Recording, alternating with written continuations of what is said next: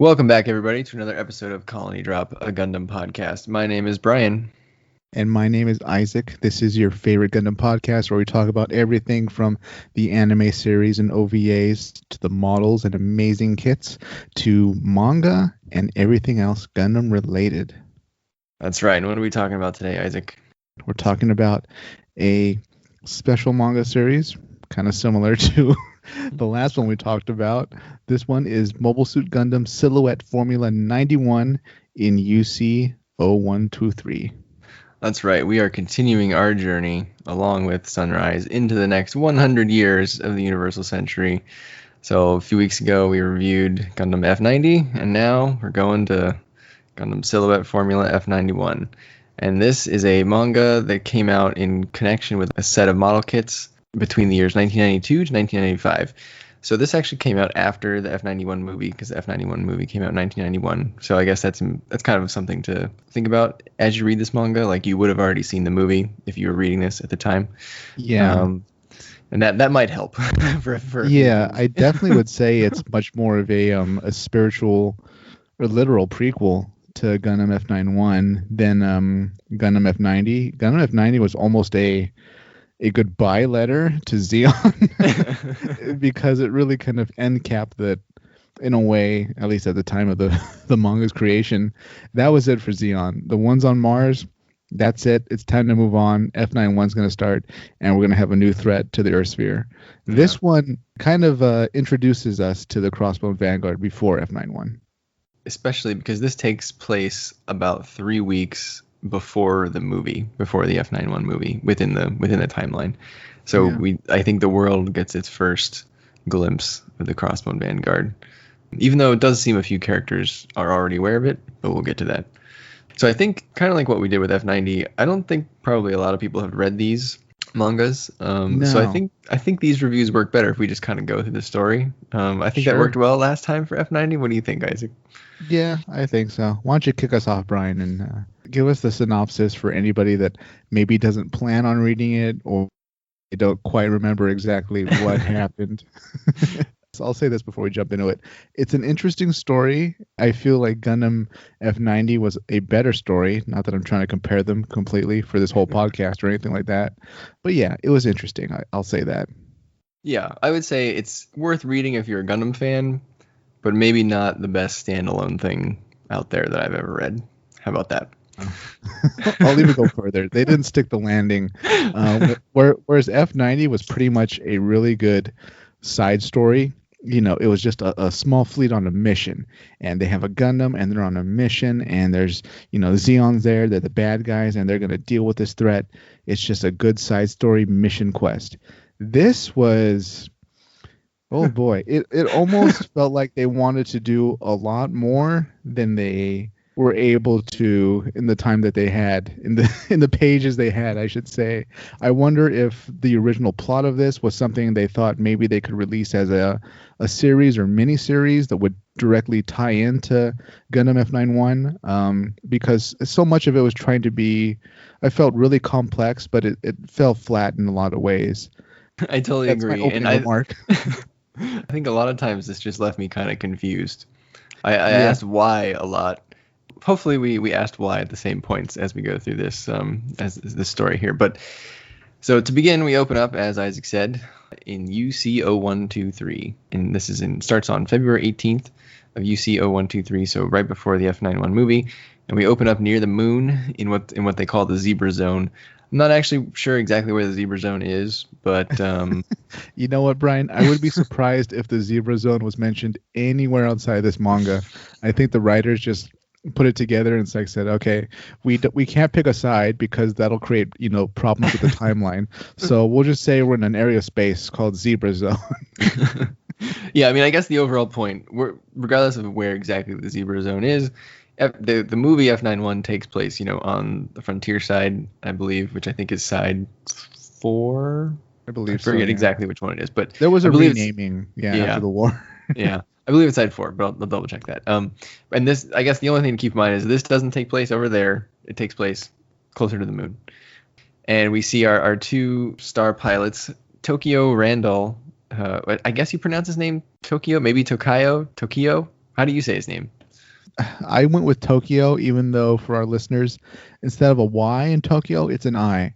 So I'm not sure if this was sort of a nod by the creators, like, oh, we're gonna put our capital in the in the story as a name, or maybe there's an inflection that we're not getting, like it's really Tokyo or something like that. Yeah, it could be.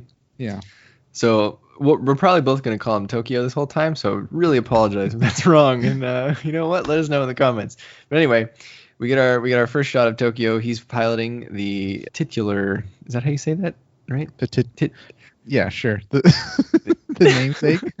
Yeah, Tokyo is Titular. titular. Tokyo is piloting the namesake Gundam of the series, the RX-F91, and his little pal Kevin Forrest, who just has the most like basic name ever. Like just you got Tokyo and then a guy named Kevin.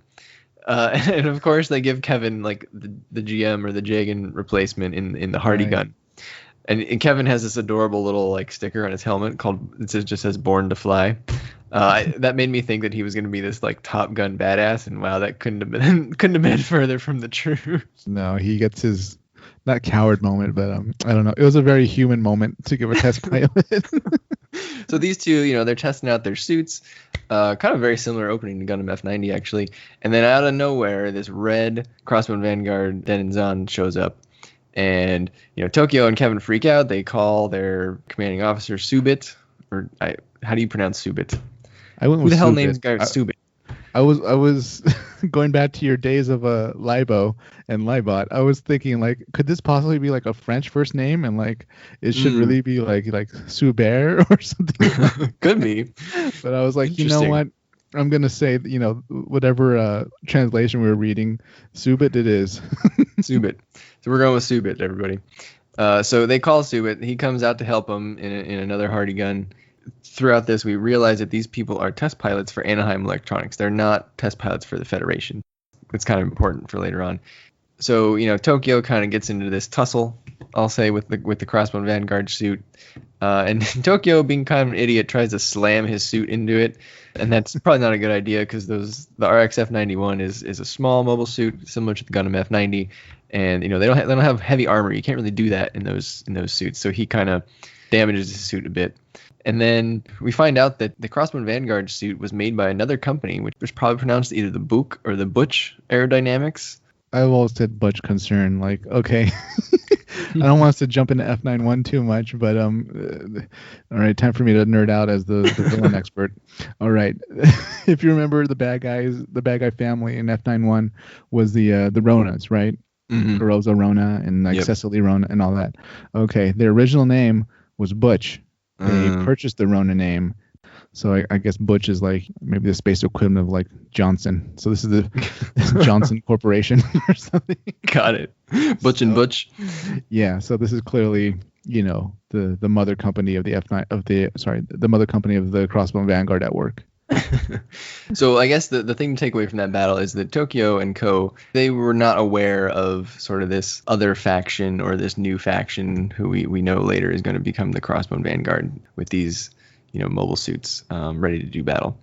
Yeah. Also a faction using miniature mobile suits too, which is literally what they're researching because they're Anaheim Electronics.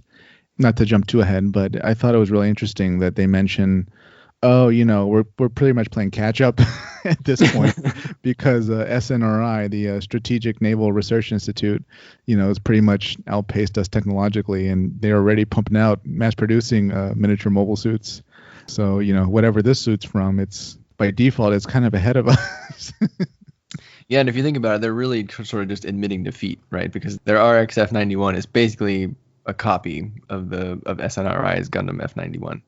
Yeah. So when you have to copy the competition, I think you've kind of lost at that point. Right. So you're not on the cutting edge by default, and even their top engineer, like his attitude about it was kind of like, yeah, I guess we're playing catch up. It was only a matter of time before we jumped on the miniature mobile suit bandwagon. I think he literally says that.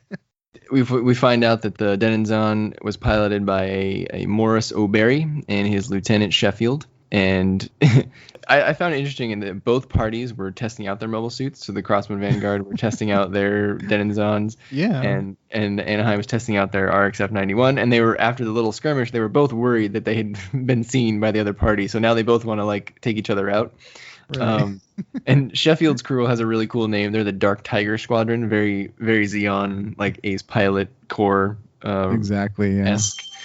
In the next chapter, we meet Iris, who is probably one of the better characters in the series. She's in mobile suit development for Anaheim. She's working on the RX F91. She's a Nina Purpleton. That's all you need to know. Iris, yeah. She would Iris, get equal rank to Nina. Iris is, sexy Nina Purpleton, basically. She took Nina's wardrobe and made it much more form-fitting. And Iris seems maybe better at her job. But that's basically Iris. Well, it's in her blood, right? Because her dad was a test pilot too. Yeah, true. Well, one thing I noticed in this chapter, Isaac, is we got your favorite thing, or they drank coffee out of a squeeze pouch. Oh, I was hoping you'd mention that. Yeah. The engineer offered some to Captain Hurst, right? He was like, "Hey, you want some coffee?" Don't mind if I do. So then both sides kind of decide what to do. Subit wants to attack first.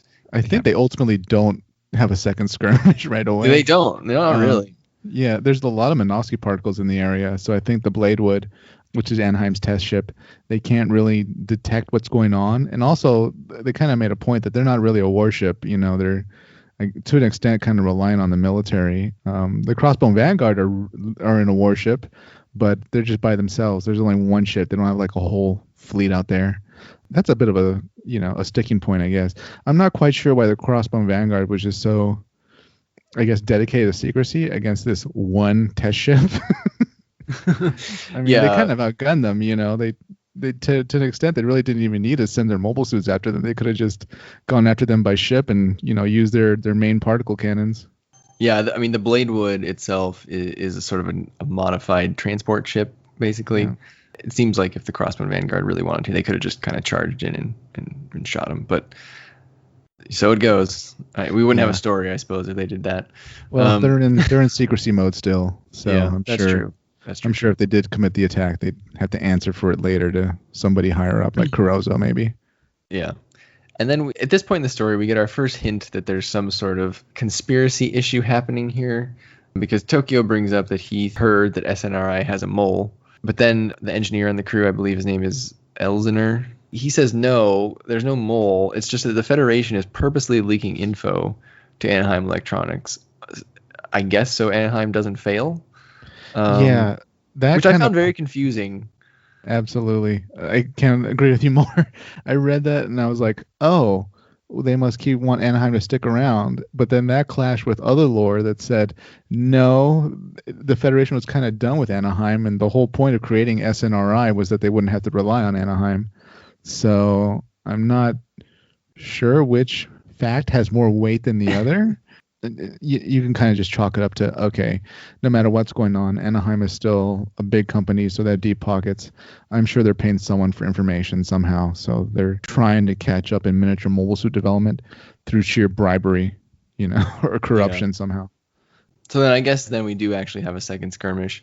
The Crossman Vanguard suits are back. This time, O'Barry brought his Lieutenant Sheffield with him, who has like the better version of the Denzon. Actually it's called the Burga. Man, what's great about the Zaku? It has a very simple name. Yeah, these Crossbone Vanguards with like the apostrophes and the yeah, they really want to stay secret. No one's gonna remember you with a name like the Burga Barus. Exactly. The Burga Barris. I don't know, Burga Barris.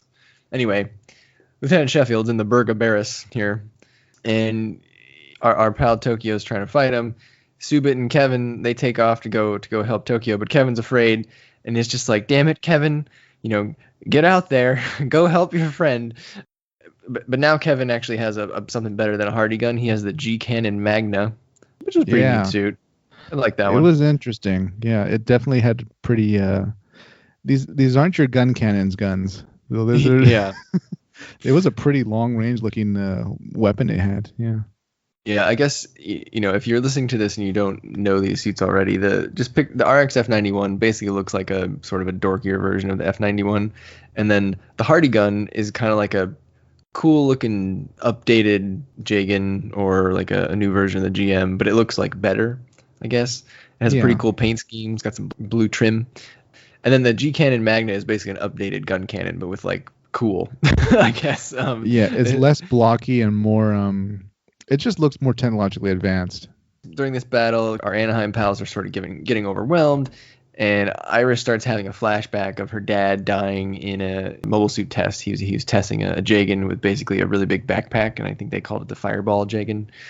Oh, the And irony. this, yeah, just a terrible name for that to happen. So his backpack malfunctions. He blows up. That happens when Iris is 9 years old. We find out later. I think it happens on her birthday. So obviously very formative for her. Oh, boy. She panics and she sort of goes into UC seed mode or or whatever, and she has this idea, and she tells Tokyo to turn off the limiters on the maneuverability of the RX F91. Yeah. And so once he takes the limiters off, he just kind of blows past all the Crossbone Vanguard suits. I thought that was such an interesting scene. They made a point. It was Iris, I think. She said, we designed the suits so that anybody could pilot them. Or at least that's the direction they're heading. So I thought that was interesting. That must mean that if you take off those limiters, it can be much higher than with the limiters on. So Right. The limiters must be sort of, I guess, maybe the equivalent would be like playing a video game, and it would have maybe settings that help with your aim assist, or stop you from falling off a ledge, things like that. But with those off, maybe you're able to have much more flexibility, even though it's riskier to you. Yeah, maybe it's like an automatic versus manual transmission kind of thing. I'm not sure. That's true. Interesting. I guess a good excuse for Tokyo to, be really good as a pilot. So he starts, Right. zipping around. But the Crossbone Vanguard sort of throws his flash grenade and they retreat. I will say this about the Crossbone Vanguard. The Denon Zon looks almost better and more intimidating in this manga, the way it's drawn, than it did in F91. I'm not sure, but this one, it comes across much more evil, very, as fascist as the Crossbone Vanguard is. The Denon Zon looks very much like a German soldier with helmet with goggles. Yeah. So, All I can think of when I see the Denon Zons is that anime Jinro. Oh, Back in the day. yeah.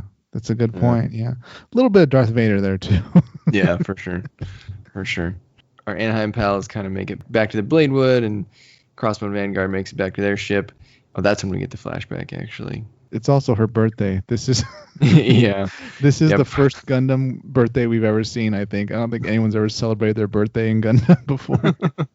The flashback that Iris has is a dream, and then she's awoken, and she's awoken by an explosion on the ship, and the cause is unknown, but they know that they need to stop and fix it at a nearby abandoned colony, and I think they call it the seventh colony. I don't know if that literally means it was the seventh colony ever made. It was made in UC 0040, so it's old. And in addition to being old in general, it was also abandoned back in UC 0092.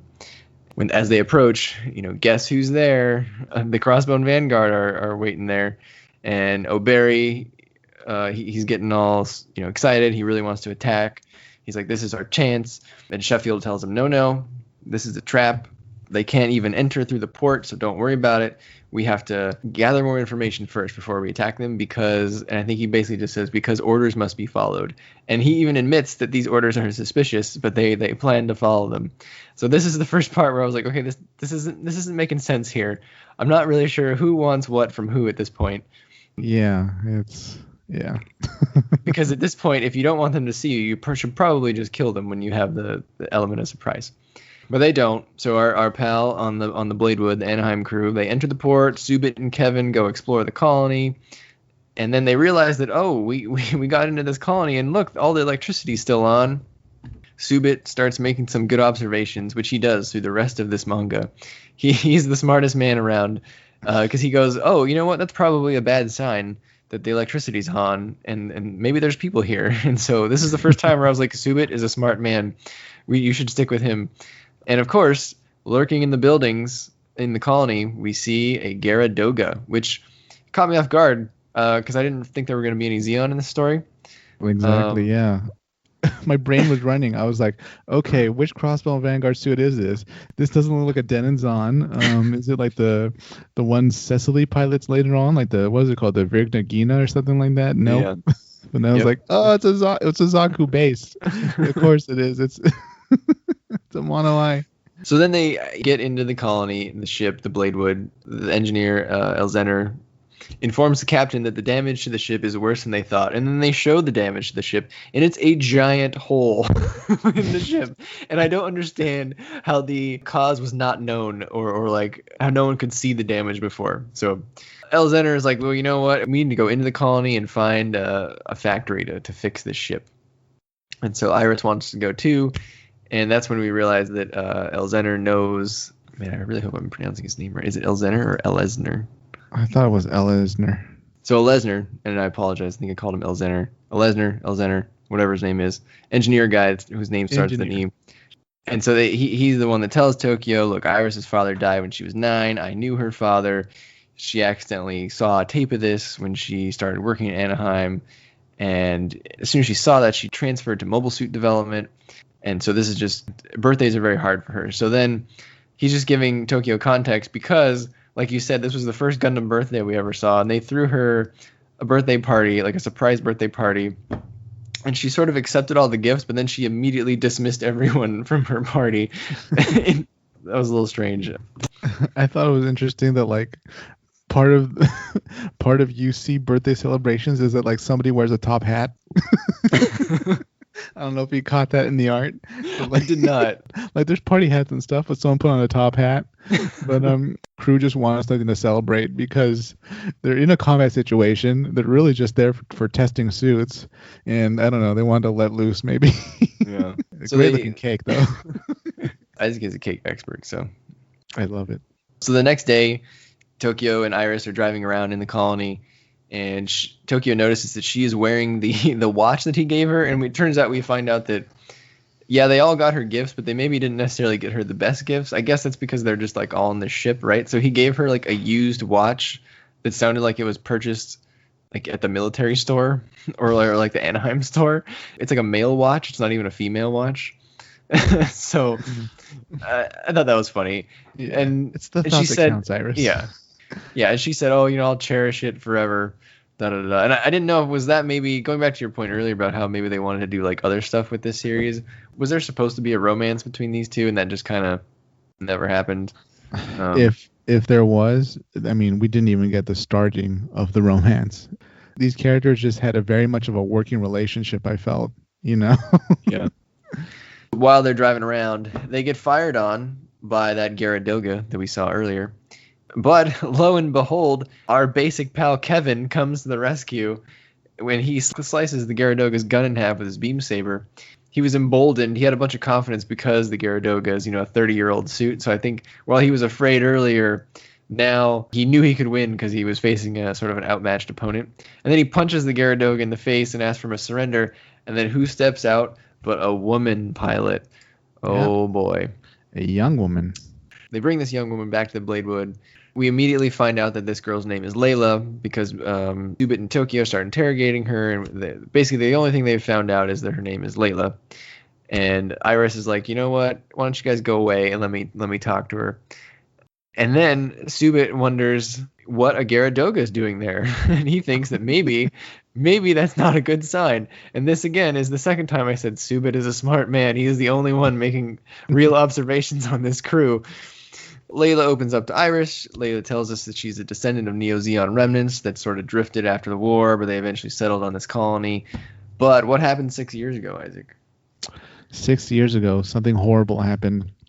The Federation came, and they murdered almost all the Zeon remnants living there in the colony. Just tons of them. It was a slaughter. It was a massacre. A war crime, really. And ever since then, Layla and the survivors have sort of been, obviously, understandably, on the alert. That's why she went out in a 30-year-old mobile suit to try to defend their little secret colony.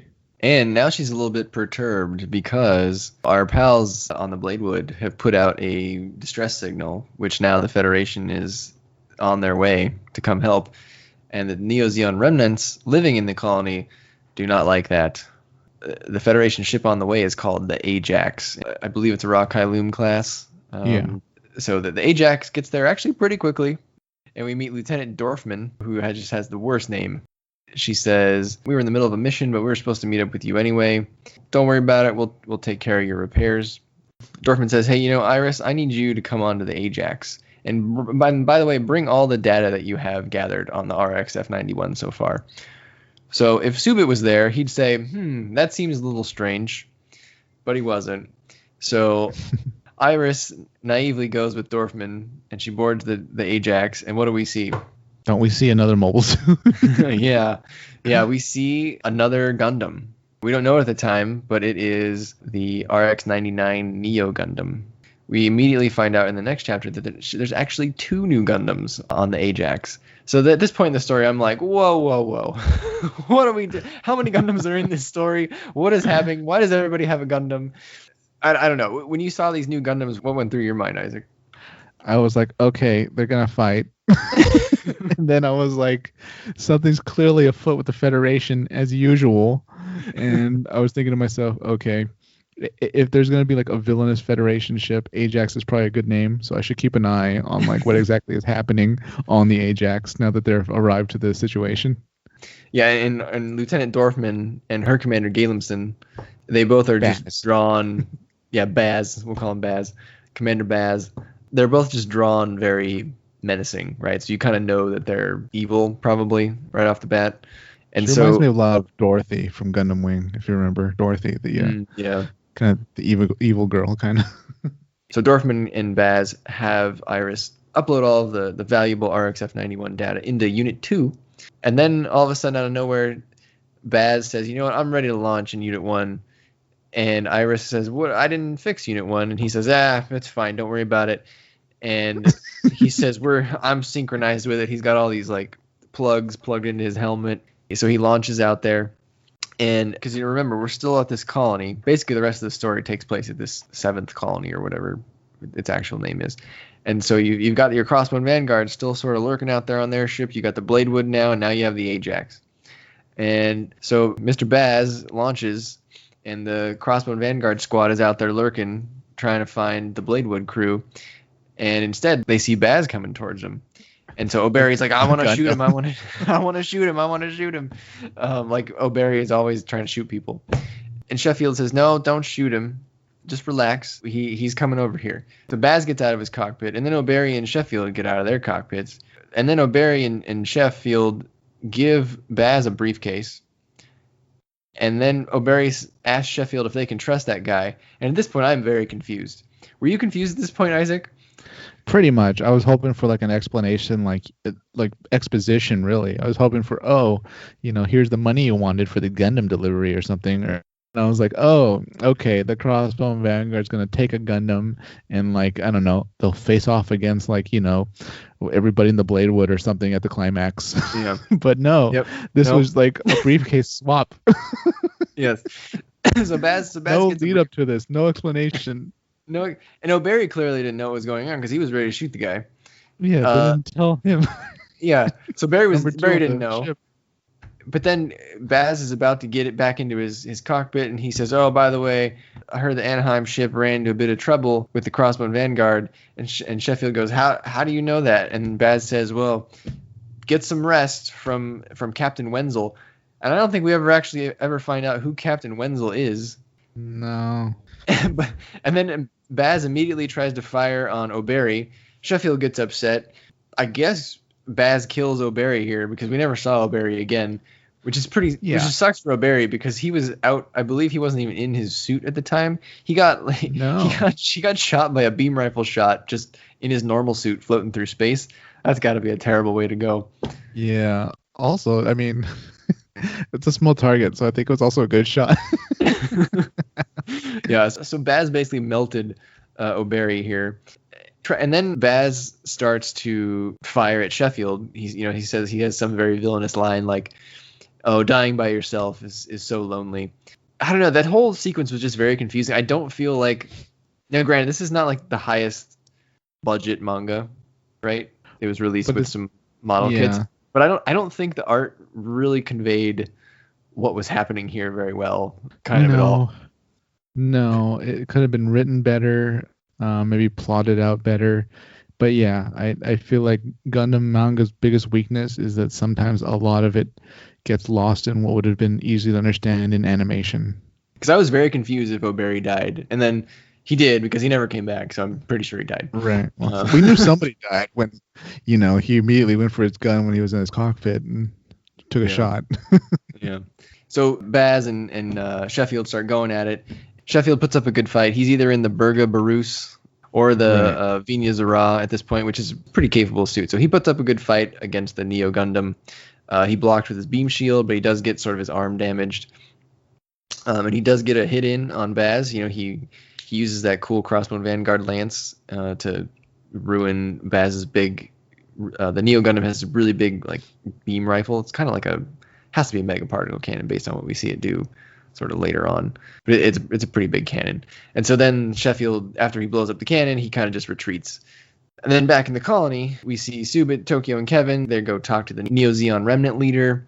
And he says, you know what, you guys, why don't you take the young people here that have never been outside the colony, but us old people, we don't want to leave. And then Subit, again, being a smart man, he starts getting suspicious. He's like, where are these people getting all their supplies from? Someone's bringing them stuff. So again, he's the only guy asking the right questions here. And not even the captain's asking this stuff. No. Captain's just He sitting never on the leaves ship. his chair. Yeah, The whole he doesn't do series. anything. Subit, though, this guy needs to be promoted. And then we cut back to the Ajax, and Iris is all concerned when Baz gets back because his suit's damaged, and so she starts to go try to help, but then Baz is like, get her out of here, her job's done. And then he reveals his plan that he wants to take out the Crossbone Vanguard, the Bladewood, and the colony all at once. But then he decides he's going to let Iris go because I think he says, quote, letting her go won't cause anything bad to happen. So at this point, I am very confused because I don't understand why he wants to kill the Crossbone Vanguard when he just got a briefcase from him. Are they not on good terms? Like, what is happening? It's not listeners, this isn't a very well put together story. Yeah, this trade-off, they didn't lead up to it sort of implying what they could possibly be passing together, like information or money or anything like that. It just happens. And about leaving Iris alive, that doesn't make sense either. They're willing to kill a bunch of civilians in a colony and also the civilians in the test ship, the Bladewood, but he wants to let Iris live, who technically probably knows more about what's going on since she's actually on the Ajax and can conceivably testify. Right, she watched this whole thing play out. I don't see why you would let him go or let her go. The only thing he launched in a Gundam. Yeah, the only thing I thought maybe is there was a guy in the flashback with her father that kind of looked like Baz, but I don't know that they ever confirmed that it was him. Did you notice that? So maybe that was Baz, and maybe he had a soft spot for her or something. That kind of makes sense. Maybe, but just based on what we see about Baz, I kind of deduced that there was no way that he would be, support at a test flight. He'd probably be some grunt or something in like the thick of whatever was going on at the time, some war. He would have been the GM. Yeah, he's not doing research. Baz gives Iris her leave and says, "Fine, just get out of here, I guess." Which doesn't even make sense. Where's she even gonna go? She's on a ship. It's not like she can go anywhere. So she runs away, right, like down the hallway. Like, just imagine that you're in a ship that you don't know and someone says, well, I'll just let you go. I mean, what do? I guess you go run. So she runs down the hallway and she runs into someone named Elizabeth. And then her and Elizabeth get locked in this room. It seems that Iris and Elizabeth know each other from, I don't know, some previous point in their lives, school, military, Anaheim. Don't know. Don't really get much more info on Elizabeth. She does come back later, though. But that's pretty much all we learn about Elizabeth. I assumed it was Anaheim Electronics. I thought they were kind of doing like a repeat of Nina and her friend that was at the Le'Veon Rose. Yeah. I thought, I don't know. This series feels very much like they're borrowing a lot and then, Yeah, trying to make it all work together. They wanted a lot of things together, not necessarily having them make sense. And then at the very end of the chapter, Captain Holst gets word that the repairs are complete to the Bladewood. But again, the Ajax crew are the ones who did the repairs, and they didn't let the Bladewood engineer Lesnar watch them as they did the repairs. And if the captain of the Ajax is planning to blow up the Bladewood, guess what's going to happen with those repairs? So we'll see that a little later on. So the next chapter we get another flashback, but it's only like a few days before. And so that's another thing. This series tended to like play with time in like hours a little bit, or like a few days, and I don't really think that was necessary. They could have just done it linearly. Right, but you can do that in animation, and it actually works pretty well. That just doesn't translate too well in manga. Yeah. So we get a flashback a few days before. There's two people talking, and I think they're at Anaheim Electronics on the moon. And one of those people is Lieutenant Commander Wolf Lyle. I'm saying his name because we're going to talk about him later. I don't actually know who the other guy was. Do you know who it was? Was he named? No, I don't remember. It was a very odd conversation. It was very vague, like, oh, the plan is going well. It's too bad we have to kill all these people, blah, blah, blah. He was Bureaucrat McMystery. Yes. So Lieutenant Commander Wolf Lyle from the Federation and Bureaucrat McMystery at Anaheim Electronics have a shadowy conversation about a plan. And that plan is what we are watching unfold with the Bladewood crew and the Ajax.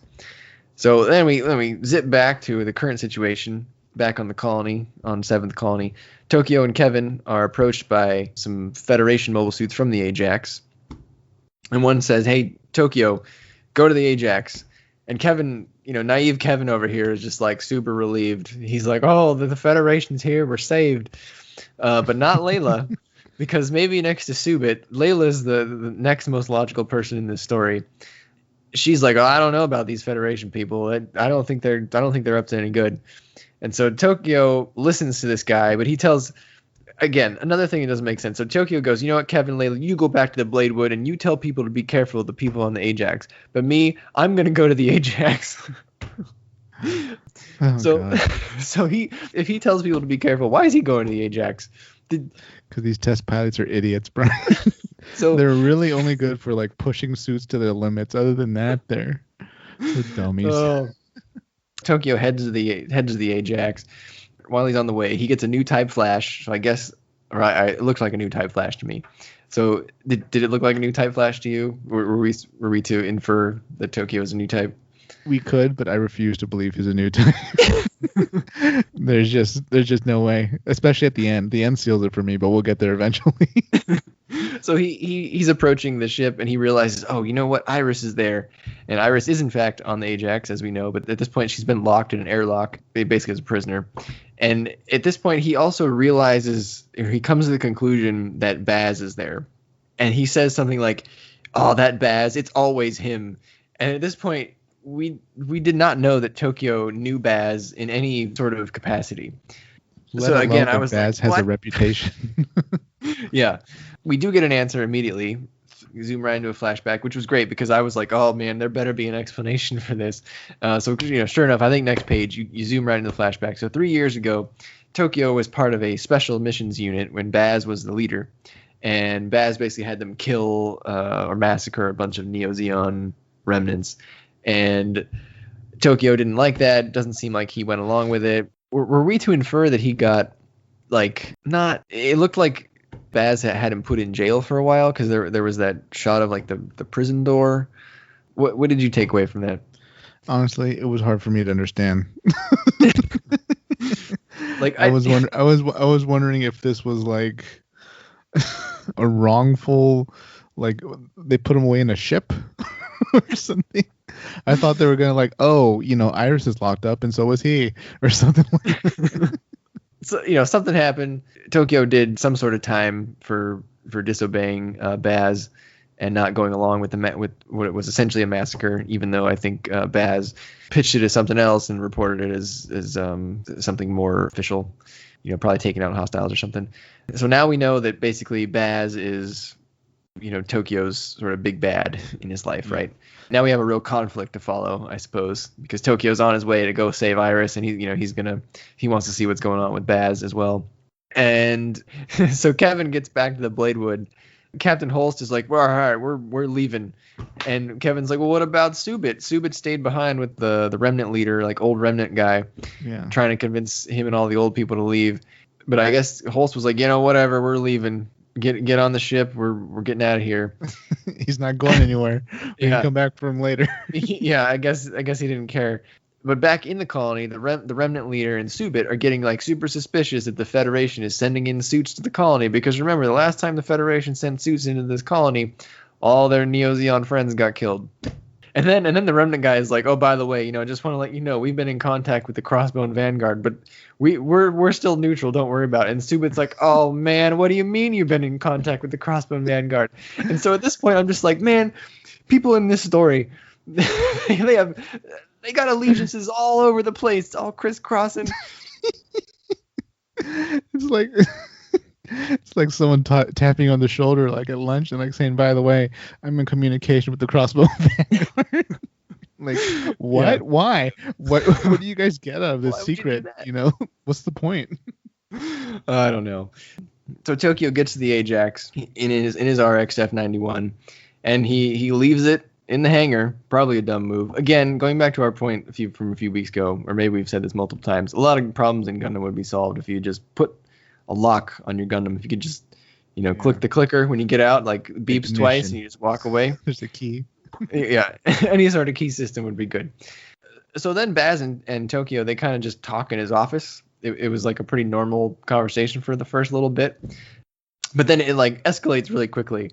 I guess they are in view of the Bladewood, so kind of like in the colony.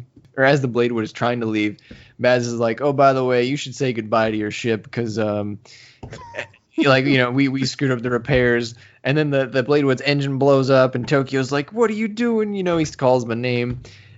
And then this goes back to the same thing that Baz did with Iris. He lets Iris go. He lets Tokyo watch his whole plan unfold. And I believe he tells Tokyo, oh, you know what? I'm going to reassign you to your original squad. You're not on the Bladewood anymore. Why doesn't he just kill him? Why is he leaving Tokyo alive here and having him watch all of his offenses? I think at this point we have to assume Baz is a sadist because, he left Zeon remnants alive. He could have conceivably killed everybody there, years ago when he first showed up to kill people in the colony, right? Yeah. He could have done the same to Iris. He could have done the same right now to Tokyo, but he likes leaving people alive so they suffer. Yeah. So then Tokyo was clearly prepared for this because he pulled a gun on Baz, and Baz is like, "You can't fire that." And then Baz does the ultimate bad guy thing where he explains his whole plan. He's like, "I'm cleaning out the trash from 30 years ago," referring to the Zeon remnants that are living there. We cut back to the Bladewood, which we just saw, by the way. We just saw the Bladewood explode. So at this point, I thought the Bladewood was done, right? It was a pretty big explosion. Do you remember that panel? Yeah. And then you go inside and everyone's fine. Yeah. And then you go inside and Subit's all of a sudden just on the Bladewood and they're just talking to him. I'm like, well, hold on, wait a minute. And then the captain's like, oh yeah, the engine blew up. We got a problem. The Bladewood is the most durable ship in I think in Gundam history, because when a Zaku shoots a few bullets into a Salamis, the thing blows up. But the Bladewood, there's been a hole blown in it. One of the engines blows up. That thing is still trucking, man. That thing's made of stern stuff. That's why they only built one. So Subit's I'm back now. I couldn't convince those people to come with me. But then all of a sudden, a hole's blown in the colony, presumably from the Ajax. And then they determine that, okay, there's a hole in the colony. There's none of that cool sticky stuff around, I guess, like there was in 0079 to patch the hole. Yeah. And they say, all the air is going out in an hour. So Subit's like, all right, I'll go back and try to convince him one more time. What was the point of having Subit do all these back and forths? Did you feel like that was unnecessary? Yes, along with many things in this story. I thought they were just they reached the point where they had characters alive and the stakes were raised, so they wanted everybody to be busy doing something. It's one of those storytelling things, I guess. You have to make your character movements efficient, right? You don't want the character going to somewhere, then back again, and to somewhere and back again all the time. It just felt kind of odd. But anyway, So then Holst earns some points here because now his ship has one engine. There's a hole in the colony. And now I think Holst is slowly starting to realize that, hey, these Ajax people, they're kind of effed up. I don't think they're really on our side. So he has a new plan. He's like, you know what? This ship turns out it actually has a mega particle cannon. And then someone on the ship's like, why do we have this? And Holst's like, you know what? It's a dangerous world out there. So I got a mega particle cannon on my ship. So his plan is, instead of leaving the colony through the port, which he's stuck in, he's gonna burn his engine and blow a hole into the colony from the port so that he can basically just go out the other side, I presume, or at least escape from the Ajax, because he knows if he sits there, the Ajax people are going to come kill him. Yeah. I think he literally says, like, we'll have a better chance, in going into the colony or blowing our way through or something like that. Yeah. And I give him credit for that. That was probably his best move in the whole manga. It kind of reminded me of Return of the Jedi, where, like, at the end at the Battle of Endor, like, Lando says, let's just fight them at point blank range. We won't last long at those Star Destroyers, and we'll last longer than we will against the Death Star. So, yeah, he just had to. I don't know. They had to blow their way through. Just gotta try something. Their single double-barreled mega particle cannon. Yeah. So then we cut back to Baz arguing with Tokyo still. Baz starts talking about the Crossbone Vanguard, and Tokyo goes, "There's no such thing as a Crossbone Vanguard," which. Tokyo, come on. You've had two sorties against the Crossbone Vanguard. I mean, clearly these people have weapons. Come on, man. Put two and two together here. Yeah. And what did you think of? And then Baz goes into this philosophical, peaceful world would never let humankind improve. I'm causing this incident on purpose. I'm causing all of you to fight each other. That was like the big bad guy explanation moment, right? I mean, as the villain expert, what did you think of Baz's motivation here? This guy is no Le Creuset from Gundam scene. He's no Girin. This whole up until now, he's come off as just like a rabid dog, hasn't he? Pretty much. Just like a bloodthirsty. I don't know how he became an officer, but he's in the mold of Bask Ohm. Like, this was Bask Ohm's like little cousin or something. And like, their family survived, and I don't know, maybe they changed their name to Galamson, and now he's here to just kill people and cause problems. But yeah, I didn't buy this whole he's suddenly this philosophical villain that's going to give an argument about his motives. I thought it was just shoehorned in. Man, yeah. God, this comic series, this manga series was just, it's a hot mess that keeps going. So then Baz and Tokyo start shooting each other. I guess Baz has a gun at this point too. So they're, like, pew, pew, pew. And Tokyo gets hit in the arm by sound effects. Yeah. So Tokyo takes one in the arm, and he doesn't hit Baz. He had his gun drawn on Baz first. I don't know how he doesn't shoot Baz before he gets shot. But anyway, Tokyo gets shot. And then he runs away, right, because he's hurt. And he finds Iris, and he frees her. But then Iris doesn't like blood, so she faints. And then they're running out. They're running her, they're trying to escape. And then who do they run into, Isaac? They find Elizabeth again. Of course. And then what do they do with Elizabeth? Nothing. They just, I think they literally, the panelists will be like, oh, look, it's Elizabeth. And then they she just joins them, and then they kind of just put her on the escape shuttle. Now, the only reason I'm making such a point about Elizabeth is one of the chapters is called Elizabeth. But I don't think we ever really learned much about Elizabeth, do we? Not really, no. She literally shows up as Iris's counterpart. Yeah. She's the Anaheim Electronics friend, I guess, or something like that. She just really had no point. It would have made sense if, they show up later on. She's like, oh, I know how to defeat the Ajax or something, right? She had some type of tentacle or some kind of engineering solution that would help them, but that doesn't really happen. Yeah. So if you're out there, if you're a big Silhouette Formula F91 fan, and you know why Elizabeth is relevant to the story, please let us know, because clearly Isaac and I missed it on the first read through. Comment if you're a big Elizabeth fan. So Tokyo and Iris, they take all the I guess the good people, the Anaheim technicians or the Federation technicians off the Ajax. They put them in an escape shuttle. And Tokyo's like, you know what? I'm going to steal the Neo Gundam. And Iris is like, okay, well, I'm going to go with you.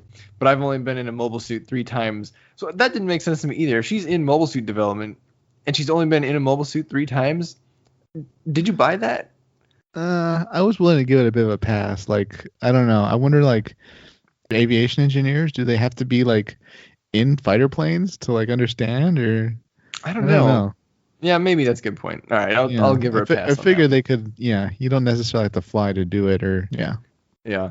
So, but then maybe the best moment of the manga happens. Tokyo's trying to steal the Neo Gundam, and who busts through the wall? But our old pal Kevin, with Layla in tow in the Hardy gun. And he says, the best line of the manga, Master Kevin is here, the trump card of the Bladewood. I mean, he's right. We didn't I see can't that argue with him. coming. So, never fear, everyone. Kevin is here. And I think that's what makes it so great is just that his name is Kevin. Like it's very unassuming. Like, oh, that's Kevin. That's our guy Kevin. He's got you. And then we get to the climax, Isaac. So Finally. So Tokyo just stole the Neo Gundam, right, out from under the nose of Baz. And so his crew tells him, hey, Baz, you know what? Somebody stole the Neo Gundam. And Baz is like, what do you mean someone stole the Neo Gundam? Go get it back. So he's really upset. And now Sheffield is like, Sheffield's pissed from earlier because Baz killed O'Berry. So now Sheffield is flying over to the Ajax to kill Baz. Tokyo stole the Neo Gundam. He wants to kill Baz. Layla wants to kill Baz, as we're about to find out. So Layla does the most logical thing that anyone has done in this entire story. Layla gets out of Kevin's mobile suit, and she gets into the RXF-91. And she says, you know what, Tokyo, if you're going to throw it away over here, why not let me pilot it? That's the most logical thing that anyone's done in this entire story. What was Tokyo thinking? He's going to steal the Neo Gundam but leave the RXF-91 there? Is it really like a gain? Is it really like a net plus there? I mean, no. They're both experimental suits. So by this point in the story, I was just wanting them to wrap it up. I was like, okay, we have our villain now. They showed up late in the game. I don't even get why the Crossbow Vanguard was involved. They really didn't contribute much after the second act. Yeah. Oh yeah. Continue, We're Brian. getting there. So Layla's like, you know what? Screw this. I want my own suit. So she gets into the RXF-91, which is a great idea, right? And so then when she gets into the RXF-91, she has a view into the little control room there. And guess who's sitting there? It's Baz. And that sends her into this like trigger moment where she has a flashback and she realizes that Baz is the one that killed her parents back 6 years ago when the Federation showed up and killed all the Neo Zeon people. And so then she does the second most logical thing that anyone does in this story. Because Baz is just sitting there in the control room, she takes the RXF-91's arm and she punches the control rooms. Any reasonable person would think, all right, well, he's dead. I mean, he just took a Gundam hand, to the face, to the body, basically. But then right away we find out that Baz is actually okay and he's actually gotten into Unit 1. Yeah, I guess I should say Tokyo stole Neo Gundam Unit 2, and Baz still has Neo Gundam Unit 1. So Baz is actually okay. He just has a broken hand. How he only has a broken hand, I'm not sure, but so it goes. Now that Baz is in Unit 1, we know we're going to get the big showdown, right? That Isaac's been craving this whole time because he just wants something to wrap up this this debacle. But then we cut over to the Bladewood again, and it busts into the colony. It shoots through with that mega particle cannon, and they land and they start trying to take on the remnants. And then the remnant guy again gives more information that he was withholding earlier. He goes, oh yeah, you know what? By the way, I talked to Sheffield earlier, the Crossbone Vanguard guy, and he told me that this whole thing we're being set up. That turns out the Crossbone Vanguard, they actually don't have any problem with you, Anaheim Electronics. So you're all fighting each other for no real reason.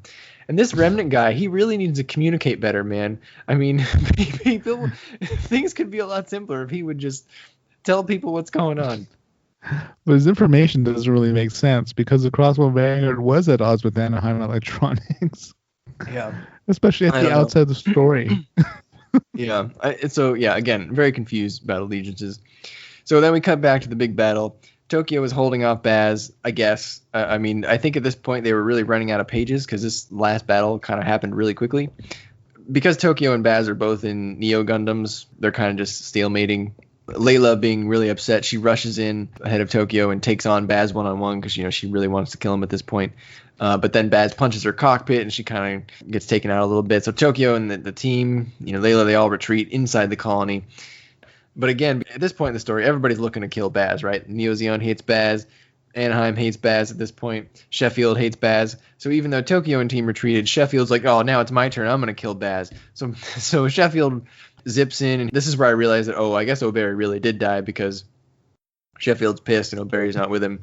He's gone. And he's gone, yeah. So then they fight for a while. Then we get what I think is the coolest part of the manga. So if you remember back when Baz was telling everyone his plan, he's like, you know what, I want to destroy this whole colony.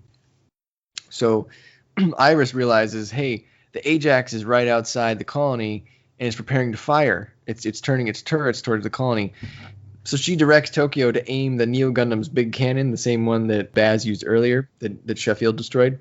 But, Tokyo has one because he has Unit 2 or whatever.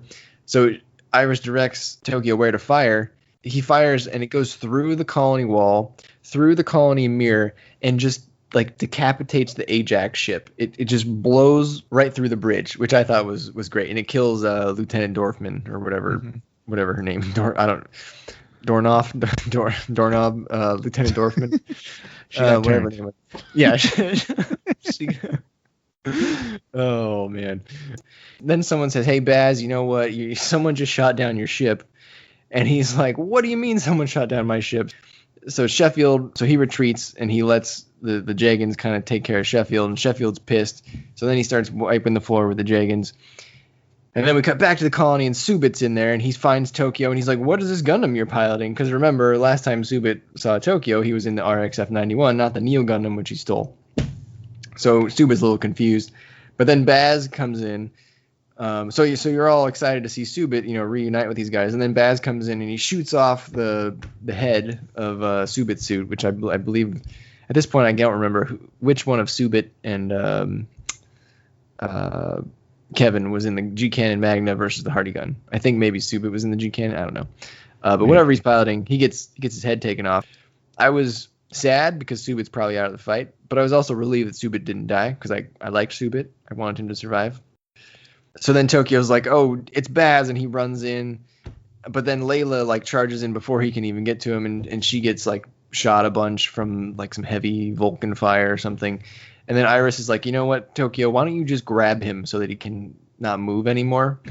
So Tokyo grabs Baz. So you got a Neo Gundam holding another Neo Gundam now. Unit 2's holding Unit 1. And now Baz can't move. And I think Tokyo says, okay, well, now what? Now we're stuck. And Iris ejects them out of the Neo Gundam, revealing that the Neo Gundam has a core block system, and they come out in a core fighter, out of the back, and they kind of just fly away. And now because Baz is being held by Unit 2, he can't really do anything. So Layla charges in and gets her revenge. She busts out the saber and kind of just slashes his cockpit. Tokyo flies back in with the core fighter and just sprays him down with machine gun fire. And then Unit 1 explodes and Baz is finally dead. And Sheffield just kind of okay, and he leaves. And then literally, the next page is basically and then they all went home safely, and the whole thing was treated as an accident. And then we get a 1-page epilogue or 2-page epilogue. It says Iris left Mobile Suit Development, Tokyo left the military, but Iris took her data with her from all the testing. For what end? Well, I don't know. I mean, it's not like you can go use that in many facilities, I suppose. So yeah, that's my summary of Mobile Suit Gundam Silhouette Formula 91. I got a lot of questions, Isaac. Number one, why did the Crossbone Vanguard help Baz in the first place? Maybe I'm forgetting something about F91 that makes this all make sense, but Baz already has the Neo Gundam, which is clearly better than the Vinya Zara. Right. So what did he get from them? The only thing that pops into my head is flight data from the Denon Zon prototype test. I'm confused. Yeah. Maybe we're both just confused. If you know why all this backstabbing by Baz makes sense, please let us know. Please leave us a comment. It doesn't. This was clearly a case, I think, of the writer really complex and have backstabbing and maybe a romance part, and there's a secret conspiracy within the Federation, but it didn't. Instead, I think it really suffers from attempting to have two villains. We had Baz, but he got introduced late, and then we had the Crossbone Vanguard starting out. I think yourself, myself, and anybody reading this when they started, they would have assumed, oh, okay, the rival is going to be one of these Crossbone Vanguard pilots, right? And he's going to be just a thorn on the side to the main characters until the end, where they have like a climactic battle, right? Yep, that's exactly what I thought. But nope, the Crossbone Vanguard pretty much sits out the story after the first half. Again, because it's a one-volume manga, there's not that many characters in it. So what did you think about the characters overall, Isaac? I mean, we had Tokyo. Do you have any thoughts on Tokyo? I didn't think he didn't have much of a personality, really. I don't know. He didn't seem like an expert pilot. Not much. If he was a new type, I think he's a pretty low quality one. He's definitely not near Amuro level. For the most part, these characters were, I think, very cardboard. They didn't feel very unique or have a lot of personality to them, except for Subit. Okay. I thought he was pretty interesting. For he was kind of like the big brother of the group in a way. He clearly had the sharpest mind in the group, and I would have liked to have seen maybe almost a side story where he's like investigating stuff, because he clearly knows how to think about situations and determine if there's a threat. Right. So I don't know. I like that he was kind of the gumshoe on the ground, really getting the facts. And let me jump to the captain while I have this thought in my head. So they make it a point to say multiple times that this isn't a Federation ship, right? It's Anaheim Electronics. But the whole time the captain is wearing the symbol of the Federation Navy on his cap. I did notice that, and I was a little confused. Yeah. That threw me for a loop. I mean, his jacket said AE, but like his hat, I was like, okay, so this is a Federation officer they're having running their ship. But no, they said multiple times that he's really not with the Federation. So I don't know. So that means it was just drawn badly. They're showing us symbols that mean certain things, but they don't want us to believe it. So I thought that was not something in the story's favor. Maybe they have like a partnership kind of thing where if Anaheim has a ship, they will borrow a captain from the Federation. Maybe, but yeah. I thought the captain would end up becoming complex and somehow involved in the conspiracy. But really, no, he was at the mercy of the conspiracy every step of the way. I mean, he was sharp enough at like one moment to do something cool where he decided to just blast his way through to survive longer. But yeah, none of these characters really stuck out to me as memorable. Even the Crossbone Vanguard, as unique as the Crossbone Vanguard is, they really weren't interesting villains. They didn't have anything too unique about them, right? No, I mean, we never really found out who gave Sheffield those orders to give Baz the briefcase, nor did we find out why they were giving him the briefcase. I mean, Sheffield's motivation of O'Barry dying was good. Generally, if that's someone's motivation, you kind of want them to get that revenge at the end of the story, and he didn't, right? I mean, Layla killed Baz, not Sheffield, and then Sheffield kind of just flew away. So yeah, kind of a hollow ending for Sheffield and the Dark Tiger Squadron. Yeah. What did you think about Iris? Because I have to say, out of all the characters, Iris actually had a backstory that we saw. Yeah. Not a lot, but in a way, she's kind of the most developed out of the main characters, because of those few pages of backstory. Yeah, I agree. I think Iris was one of the definitely top 3 characters in the manga. I think all the descriptions describe her as the protagonist, which I found interesting. Oh my God. And I guess I kind of agree with that because, like you said, she probably has the most backstory, even though she's the protagonist, but maybe it's hard to pick like a single protagonist for this, right? Because Tokyo, besides the end, he doesn't really do much in the beginning. He's kind of just like along for the ride. Like, these are the events that are happening, and Tokyo happens to be there. I don't know. I didn't really feel like he was making that many decisions.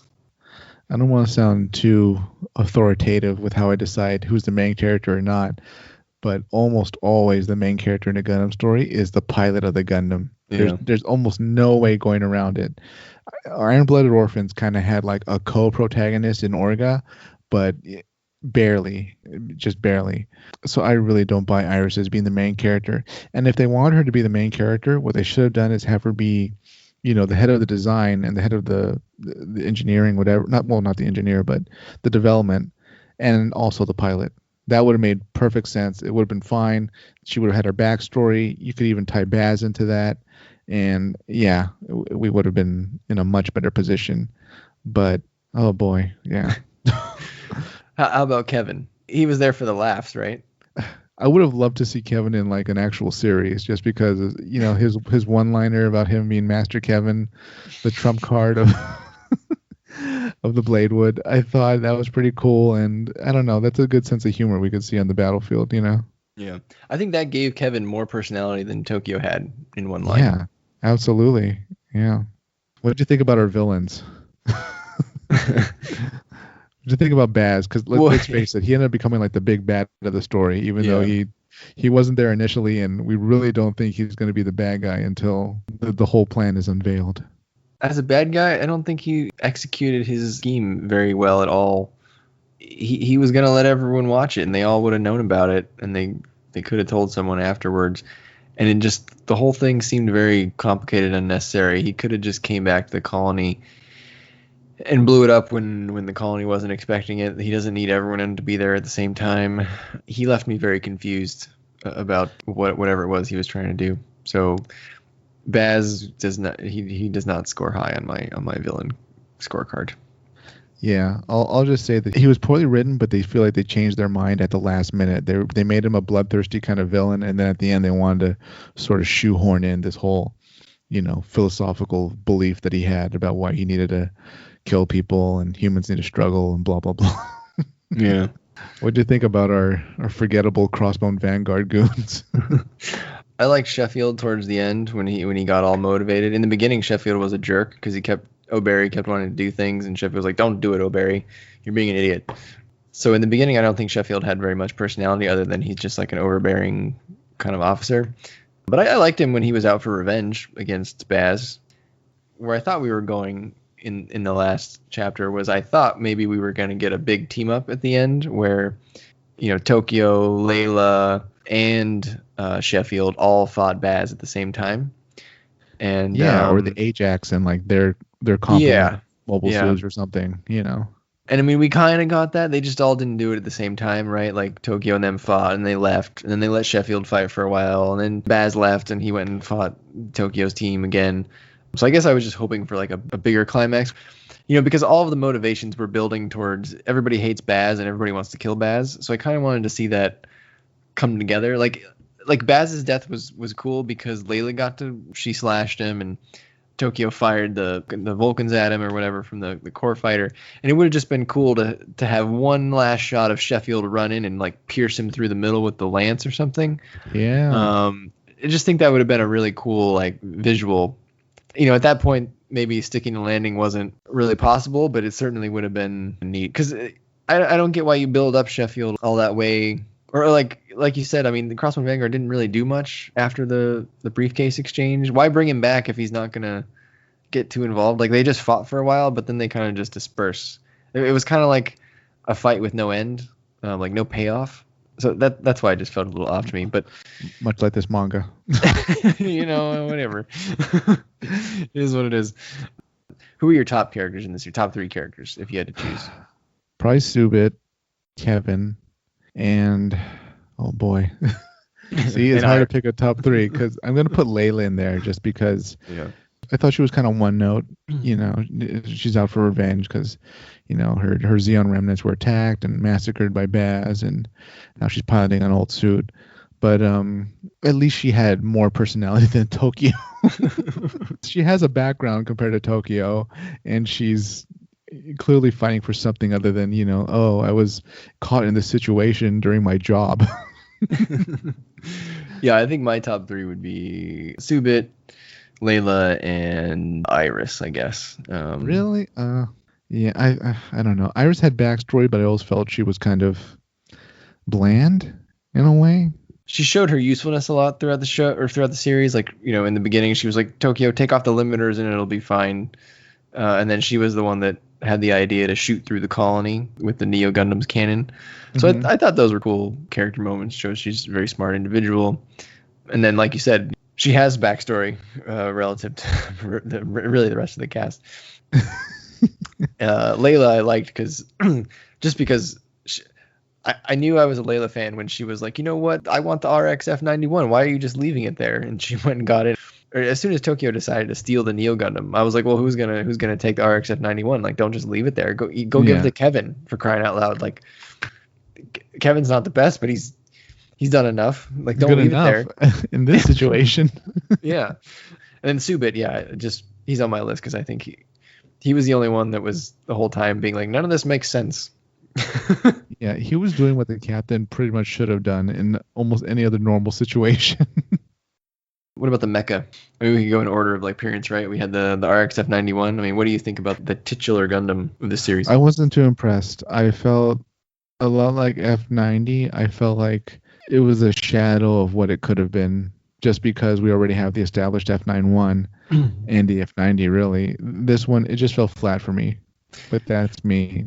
I agree. It wasn't my favorite Gundam design. I do think the F90 looks better. You know, if you're in that realm of like the Formula kind of time frame series. Yeah, just I don't know. The F90 looks better to me. It's hard not to compare it to the other Gundams in the immediate vicinity of this story. Particularly if you go look at they released a master grade of the F90 last year in 2019, I think, and it looks really good. It's one thing to see the designs in the manga, which is old and maybe not the highest budget. I mean, not to say the art was bad, but you know, I'm sure they didn't give the guy like a bazillion assistants or whatever. But it's pretty neat to see the F90 in master grade form. And when you see that, you go, oh, that looks pretty cool. And then you go look at the colored versions of the RX F91, and yeah, I don't know. It wasn't my favorite, especially if you look at the F91. The F91 looks a little more streamlined than the RX F91. I feel like the RXF is it's got a lot of like markings. It just looks really busy. Maybe that was just the design preference back in the early mid 90s. You can kind of attribute it also to Anaheim Electronics is really carrying over a lot of what worked with them with previous Gundams they built. So it's not going to be as smooth as F91 ended up coming off as, or miniature. How about the Hardy gun? You know, I initially kind of liked its kind of, you know, more bulky kind of design. It reminded me a lot of a mobile suit you'd see in like 083 or something. You know, it was aesthetically bulky. Yeah, I like the Hardy gun a lot better than the RXF 91 actually. Exactly, yeah. I thought it'd be kind of like the hero suit, like it's kind of like underpowered, undergunned, and it's going to do the best it can in the situation, even though it's not Gundam matchable. But it held its own. Yeah, I liked it. Yeah. Kevin did not die in the Hardy gun, right? So that's an accomplishment. I mean, it's Hardy. And then if I had to guess, I would think that the G Cannon Magna is your favorite design from the series. Yeah, I have to say, like, as soon as I saw that, I was like, wow, you know, I'm big onto the Jim Cannon, and this thing is just like I don't know why Anaheim Electronics wanted to double down on on gun cannon and Jim Cannon lineage, but they did, and they built this, but it looks pretty sweet. Yeah, there's like that one Anaheim engineer out there who's like, we're doing it. We're building the gun cannon. You understand? We need a medium range fighter. We need cannons, damn it. And then what did you think about the Neo Gundam? I wasn't enthused. I felt like it didn't really look that unique compared to what we've seen before. It came off as very uninspired, I'd say. I think it didn't look different enough from the RXF 91. Exactly. You know, if you're flipping through manga pages really quickly, especially with like the posing, right? Everything's in dynamic poses. You're not just staring at like a frontal picture of these suits all the time. It would be hard to be like, oh, that's clearly the Neo Gundam or that's clearly the RXF 91. So I think it would have benefited from some more defining features, I guess. But that's just my opinion. I'm sure the Neo Gundam has a lot of fans. I'm sure there's a lot of RXF 91 fans out there as well. Does it? I don't know. We'll find out. I don't think so. How about your Crossbone Vanguard people? You got your Denenzans and your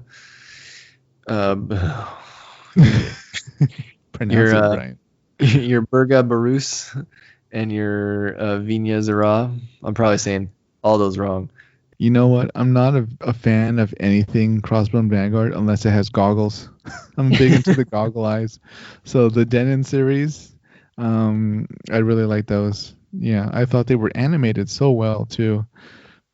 The other ones I didn't really care too much for, but yeah, I liked how these ones showed up, and they were really introducing them as, you know, oh, they're still being tested and all that. They worked pretty damn well. They did, yeah. It stood toe to You toe know, with those Gundams. So yeah, especially in the beginning, I was like, I don't think Crossbow Vanguard really their main problem really wasn't their mobile suits. like you said, I do think that they drew the Crossbone Vanguard suits really menacing in this series. I wish I could see them more. I guess they were entertaining Yeah. to watch. God, it's so disappointing in the course of the story too, because they introduce them, and they really grab us in the beginning, right? Because we see these menacing new mobile suits from the Crossbone Vanguard, and they say they're like, oh, they're from the Bunch Concern or whatever, and we're like, oh, okay, this is gonna be about like they're gonna investigate this whole thing, and this is gonna lead up to F91. No. The story goes off on this tangent about like Xeon remnants again, and then the Federation ends up becoming the villains. This wasn't a good story, Brian. No, I did not like this story. Yeah, definitely wasn't my favorite.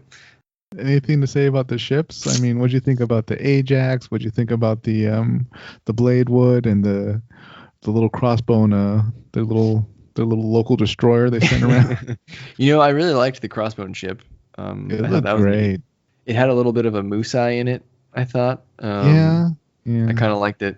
I liked that one the best. I mean, the Ajax, we've seen that before. It's just a rock. It's just a rock high loom. Right. Nothing special there. The Bladewood, it was a boring looking ship. It served its purpose though. I mean, you wouldn't expect these Anaheim people to be on, a rock high loom class, right? That Right. fits the story, and it did get its moment. It had the mega particle cannon reveal, so I guess. Yeah. I I guess thought that was a very Anaheim thing. yeah, for sure. There's like a retractable cannon that they didn't tell anybody about. They only tell the captain apparently. Yeah, so my one other thought on this show before we get to the rating, which you can probably already imagine what it's going to be, but so back a long time ago, maybe 15 years ago, maybe longer than that, there was a sale on the 1/100th scale silhouette formula F91 kits. Oh my god. And I bought them all. I bought all the kits because I think each kit was like $7 or something. They were super cheap. Oh, okay. And so I still have them all somewhere. and now maybe I like them less after actually reading the story. But as is the case a lot of times when they do these manga / model kit kind of dual release things, there are model kits that are not in the manga, and there's some designs in the manga that are not in the model kits. Actually, my favorite Gundam from the model kit line was called the Cluster Gundam, but it wasn't in the manga, so I was a little disappointed. I looked it up, and it sounds like there's another chapter of Silhouette Formula F91 called like the Cluster Gundam chapter, and it involves like this guy named Lyle Wolf using the Cluster Gundam to take on a different team of the Crossbone Vanguard.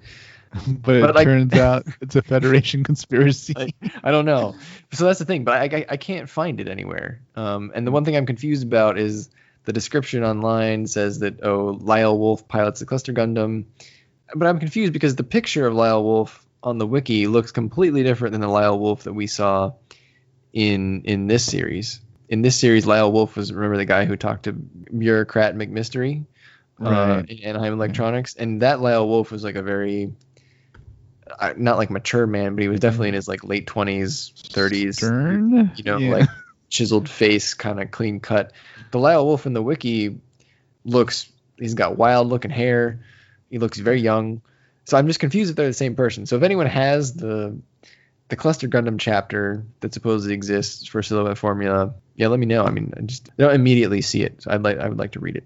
Unless it's a different animation team or something like that, or they decided to... Could be.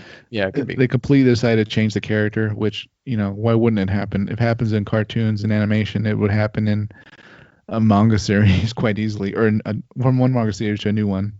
Yeah. I don't want to guess, but how many Haros would you give this story, Isaac? Oh, boy. I feel like I'm trying to be kind. Like, like my mother would say, like, if you don't have anything nice to say, don't say anything at all. Okay, Thumper. But I'm trying to think of, like, what redeeming qualities did this manga series have before I give it a score.